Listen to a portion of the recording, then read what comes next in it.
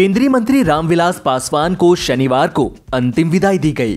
इस दौरान पटना में अपार जनसमूह उमड़ पड़ा। हजारों की संख्या में रामविलास पासवान के प्रशंसक और उनकी पार्टी के कार्यकर्ता समेत आम लोग उनकी अंतिम यात्रा में शामिल हुए। दिवंगत नेता का अंतिम संस्कार पटना में गंगा किनारे स्थित दीघा घाट पर किया गया।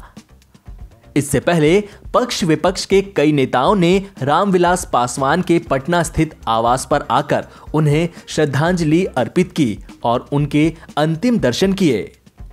रामविलास पासवान की अंतिम यात्रा में माहौल बेहद गमगीन नजर आया।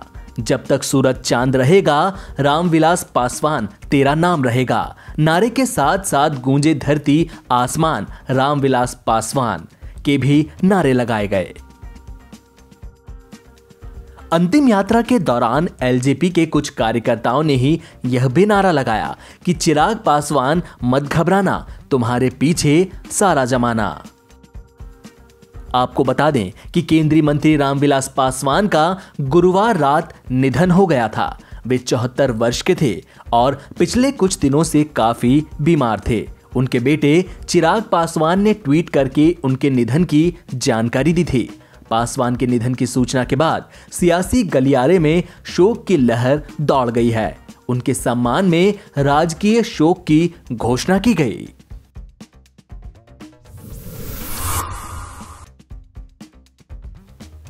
दुनिया भर के देश कोरोना वैक्सीन का बेसब्री से इंतजार कर रहे हैं। भारत समेत कई देशों में तेजी से वैक्सीन का काम भी चल रहा है। लाखों लोगों पर वैक्सीन का ट्रायल भी किया जा रहा है। हालांकि किसी वैक्सीन को अब तक ग्लोबल अप्रूवल नहीं मिला है। रूस और चीन में लोगों को एक्सपेरिमेंट के तौर पर वैक्सीन देना शुरू किया गया है। दुनिया भर में 9 वैक्सीन ऐसी हैं जिनके तीसरे चरण का ट्रायल या तो शुरू हो गया है या फिर शुरू होने वाला है। भारत बायोटेक की कोवैक्सीन का भी तीसरे चरण का ट्रायल शुरू हो सकता है। उसने DCGI से तीसरे चरण के लिए मंजूरी मांगी है। DCGI ने दूसरे चरण के डेटा मांगे हैं जिससे कि तीसरे चरण की मंजूरी दी जा सके। भारत बायोटेक ICMR के साथ मिलकर वैक्सीन पर काम कर रहा है। अधिकारियों के मुताबिक हैदराबाद स्थित टीका निर्माता ने 2 अक्टूबर को DCGI को आवेदन देकर अपने टीके के तीसरे चरण के लिए परीक्षण की अनुमति मांगी थी। कंपनी ने अपने आवेदन में कहा कि इस अध्ययन में 18 साल या उससे ज्यादा उम्र के 28,500 लोगों को शामिल किया जाएगा और यह परीक्षण 10 राज्यों के 19 जगहों पर किया जाएगा।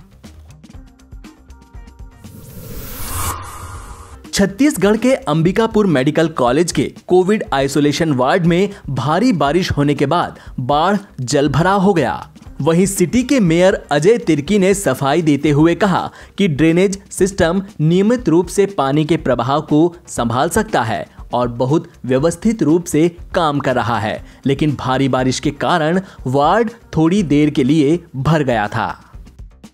मैंने कहा ना कि इतनी तेज बारिश होगी तो गंगा जी उफान के बाहर आ जाएंगी, तो परिस्थितियां कभी ऐसी निर्मित हो जाती हैं। वहाँ पे भी जो ड्रेनेज सिस्टम है नॉर्मल बारिश के लिए पर्याप्त है। अच्छे ड्रेन, क्योंकि मैं वहाँ पे इतने सालों तक रहा भी हूँ, पर्याप्त ड्रेन है। लेकिन इतने तेज बारिश के हिसाब से थोड़ा सा ओवरफ्लो कुछ देर के लिए तो होगा। अस्पताल प्रबंधक को इसके लिए पहले तैयार होना चाहिए था। वहाँ पे सब सिस्टमेटिक ड्रेनेज सिस्टम है सारे। जो चूँकि आज वहाँ पे ऐसे तेज बारिश के समय में आज भराव हुआ है, बाकी ऐसे समय तो बारिश में हुआ नहीं पूरे साल भर। ये आज की जो इतनी तेज बारिश हुई उसके कारण ये स्थिति बनी।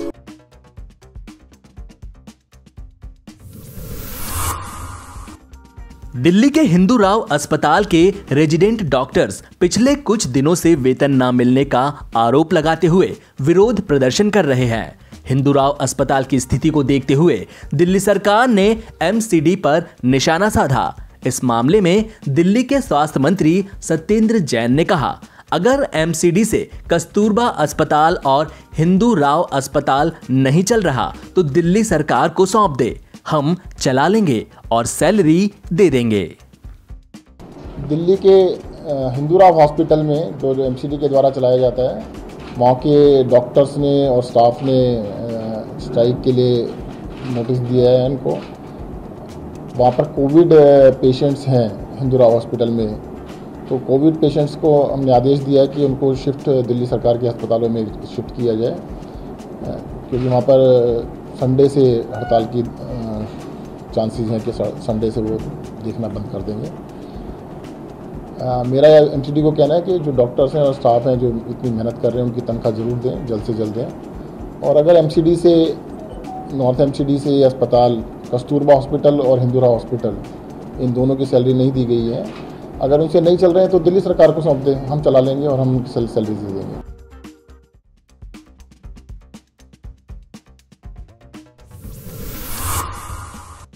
मध्य प्रदेश में उपचुनाव से पहले भाजपा और कांग्रेस के बीच जुबानी जंग शुरू हो चुकी है। मुख्यमंत्री शिवराज सिंह चौहान ने पूर्व सीएम और कांग्रेस नेता कमलनाथ पर उनकी नारियल वाली टिप्पणी को लेकर हमला बोलते हुए कहा कि वह नारियल लेकर चलते हैं, ना कि शैंपेन की बोतल। जनता भगवान है हमारी, ये अहंकार कांग्रेस के नेताओं को मुबारक हो अकड़ के चलने का। मंदसौर नीमच की जनता ने 2018 के विधानसभा चुनाव में एक तरफा जीत दी थी भारतीय जनता पार्टी को। केवल एक सीट हम 300 वोटों से हारे थे, बाकी सारी की सारी सीटें जीते थे। अब मैं तो दिल से राजनीति करता हूं, दिमाग से नहीं, और मुझे लगा कि मुझे जनता का धन्यवाद अदा करना चाहिए, तो मैंने तो शीश झुका के प्रणाम किया अपनी जनता को। रीवा में भी मैंने किया, एक नहीं लाख बार करूंगा, क्योंकि जनता ही हमारी भगवान है, उसकी सेवा ही भगवान की पूजा है। हम कोई अहंकारी मुख्यमंत्री थोड़ी है। एक बार नहीं, लाखों बार जनता को शीश झुकाता हूं, झुकाता रहूंगा, क्योंकि उसी जनता की सेवा मेरे जीवन का लक्ष्य है। नारियल हमारी संस्कृति और संस्कार है। हर पवित्र कार्य के लिए नारियल का उपयोग किया जाता है, लेकिन हम वैसे ही नारियल नहीं ले जाते। विकास के जो काम कमलनाथ जी और कांग्रेस की सरकार ने ठप्प कर दिए थे, फिर से शुरू किए, और केवल शिलान्यास नहीं कर रहे। अभी 13,000 सड़कों का लोकार्पण किया जो कोविड काल में बनाई। ये रोते थे कि पैसे ही नहीं है। अब हम विकास के काम कर रहे हैं तो इनको तकलीफ होती है, और कुछ नहीं मिलता तो कह रहे हैं नारियल लेके चलें।